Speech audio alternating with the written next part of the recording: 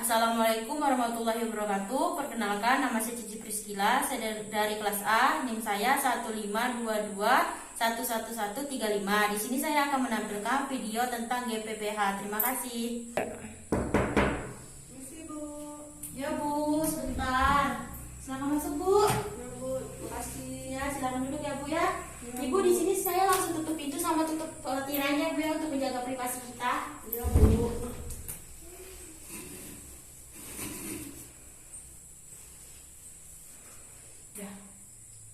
Ibu, assalamualaikum warahmatullahi wabarakatuh. Perkenalkan, nama saya Cici Priskila. Saya bertugas pada sore hari ini. Ada yang bisa saya bantu Bu? Jadi Bu, saya ingin memeriksakan anak saya Bu. Dia tuh di rumah nggak bisa diam Bu, aktif sekali Bu. Oh, jadi Ibu di sini mau memeriksakan anak Ibu ya Bu ya? Iya. Nah, sebelumnya Bu, di sini saya tanya-tanya dulu ya tentang biodata Ibu. Iya Bu. Namanya siapa Bu? Ibu Maya, Bu Maya ya. Usianya Bu? 30 tahun. Nama suaminya? Ardi, Ardi. Usianya Bu? 30 tahun juga. Nama anaknya Bu? Samsul, Samsul. Usianya Bu?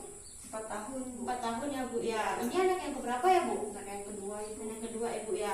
Baiklah, di sini dari penjelasan yang Ibu telah berikan kepada saya, katanya itu kan anaknya di rumah itu aktif gitu ya Bu ya. Iya.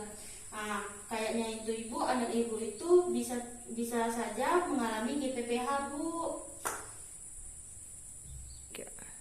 Sebelumnya, apakah Ibu tahu GPPH itu apa? Tidak tahu.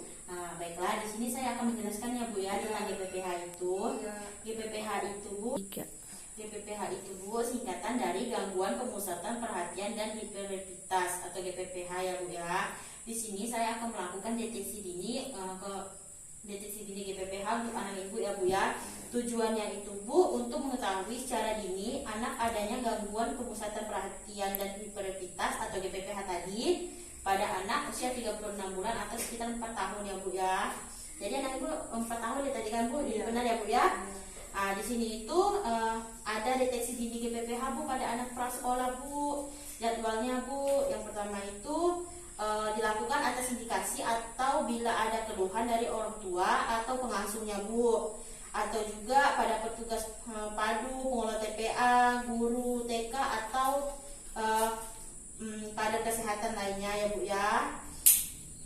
Keluhan tersebut Bu berupa salah satu atau lebih keadaan Bu. Yang pertama itu anak tidak bisa duduk tenang seperti itu Bu, ataupun anaknya itu selalu bergerak tanpa tujuan dan tidak mengenal lelah. Setelah itu perubahan suasana hati yang mendadak atau impulsif ya Bu ya, tiba-tiba itu kayak mendadak berubah aja gitu Bu. Setelah sarana untuk kita tuh akan melakukan sarana atau alat untuk mendeteksi dini apakah anak Ibu tuh mengalami GPPH ya Bu ya, yaitu biasanya tuh dengan menggunakan formulir deteksi dini gangguan pemusatan perhatian dan hiperaktivitas atau GPPH tadi.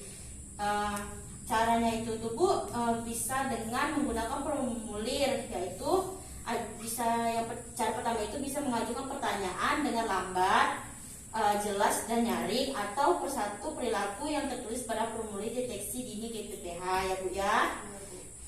Bisa dijelaskan kepada orang tua atau pengasuh anak untuk tidak ragu-ragu atau takut menjawab ya Bu ya. Cara yang keduanya itu Bu, bisa pengamatan kemampuan anak sesuai dengan pertanyaan pada formulir deteksi dini GPPH. Ada cara ketiga juga Bu, yaitu ditanyakan atau diamati pada anak dimanapun anak berada. Tapi kan sekarang Ibu gak ada bawa anaknya ya Bu ya, jadi mungkin nanti kita akan melakukan dengan cara yang pertama. Jadi di sini juga ada catat jawaban dan hasil pengamatan perilaku anak selama dilakukan pemeriksaan. Baiklah Ibu, di sini nih dari pertanyaan tadi itu ada poin-poinnya Bu. Jadi poinnya itu ada 0, 1, 2, dan 3. 0 itu Bu, jika diberi nilai 0 itu karena keadaan tersebut tuh tidak ditemukan pada anak. Misalnya nih, anak Ibu apakah hiperaktif? Tidak sama sekali ya, berarti nilainya 0. Nilai 1 itu Ibu pada anak tapi dia tuh ragu-ragu Bu. Misalnya tuh pada anak tapi kayak nggak sering atau gimana. Kalau 2 itu sering ya Bu ya. Kalau nomor 3 itu poinnya pada anak itu selalu ada Bu. menjelaskan tentang impresi deteksi dini GPPH pada anak prasekolah ya Bu ya. Yang pertama itu anak dengan kemungkinan GPPH itu perlu dirujuk ke rumah sakit Bu. Jadi misalnya anak ibu itu mengalami GPPH berarti kita harus rujuk ke rumah sakit yang memiliki fasilitas kesehatan jiwa atau tumbuh kembang anak untuk konsultasi dan lebih lanjut ya Bu ya. Yang kedua itu bila nilai total kurang dari 13 tapi ibu itu ragu-ragu, jadwalkan pemeriksaan ulang 1 bulan ya Bu ya. Dari sini kita akan mulai tanya jawab untuk pertanyaan mendeteksi dini untuk anak ibu ya Bu ya. Baiklah Ibu, kita mulai ya Bu ya. Sini untuk pertanyaan pertama ya Bu ya. Yang pertama, apakah anak ibu itu tidak pernah lelah atau aktivitas yang berlebihan? Iya Ibu. Oh iya Bu ya.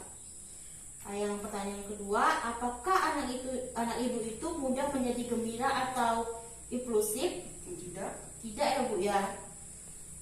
Yang ketiga itu pertanyaannya, apakah anak ibu itu mengganggu anak-anak lain Bu? Tidak juga Ibu, tidak pernah mengganggu anak-anak teman-teman sebayanya. Oh seperti itu ya Bu ya. Yang keempat ini pertanyaannya, apakah anak ibu itu gagal menyelesaikan kegiatan yang telah dimulai atau rentang perhatiannya tuh pendek gitu Bu? Kadang-kadang Bu, kalau dia sudah tertarik diselesaikan, misalnya saya suruh dia jadi lukis, dia tertarik dengan lukisannya diselesaikan. Oh gitu ya Bu. Kadang-kadang Ibu. Kadang-kadang ya Bu, jadi dia tuh kayak misalnya tuh nonton TV belum selesai tuh udah pindah lagi ke tempat lain ya Bu ya. Di sini pertanyaan nomor 5, apakah anak ibu itu menggerak-gerakkan anggota badan atau kepala secara terus-menerus? Kadang-kadang ya Bu ya. Oke, pertanyaan ke 6, apakah anak ibu di sini kurang perhatian atau mudah teralihkan gitu Bu? Iya Bu. Oh ya Bu ya, sering ya Bu ya. Oke. Baiklah, pertanyaan nomor 7, apakah anak ibu itu misalnya nih dia itu minta sesuatu, apakah permintaannya itu harus langsung diwujudkan gitu Bu permintaannya itu? Kadang-kadang juga Bu. Ya, kadang-kadang gitu ya Bu. Iya, harus sering ya Bu ya. Baiklah Ibu, kita masuk ke pertanyaan 9. Apakah anak ibu itu suasananya hatinya itu sering berubah dan cepat? Apakah suasana hati anak ibu itu sering berubah dengan cepat dan drastis Bu? Kadang-kadang juga Bu. Kadang-kadang ya Bu ya. Nah ini pertanyaan terakhir ya Bu ya. Apakah anak ibu itu sering meledakkan kekesalannya, tingkah laku eksplosif dan tak terduga Bu? Kadang-kadang juga. Kadang-kadang ya Bu ya. Baiklah Ibu, saya hitung dulu poinnya Bu ya.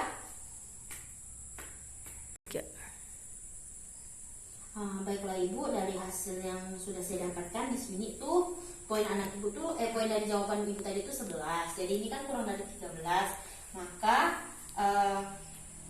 anak ibu itu berarti belum mengalami GPPH atau hiperaktif Bu. Jadi dia itu masih dalam rentang normal Bu. Normal, yang masih wajar ya Bu. Iya masih wajar sih Bu, malu juga si anak-anak mungkin dia tuh pengen kesana kesini gitu Bu. Jadi dari semua jawaban ibu tuh didapatkan hasil itu masih normal Bu, karena kurang dari 13. Jadi apakah ibu sudah paham Bu? Sudah Bu. Saya takut saja Bu dengan tingkah laku anak saya sekarang. Oh iya sih Bu, pasti kita khawatir jadi orang tua ya Bu ya. Jadi dan bisa saya bantu lagi Bu? Tidak ada Bu. Baiklah, saya permisi pamit dulu ya Bu. Oh iya Bu, silakan. Hati-hati ya Bu ya, salam untuk anaknya ya Bu, silakan. Baiklah, setelah pasien pulang maka kita akan melakukan dokumentasi. Terima kasih.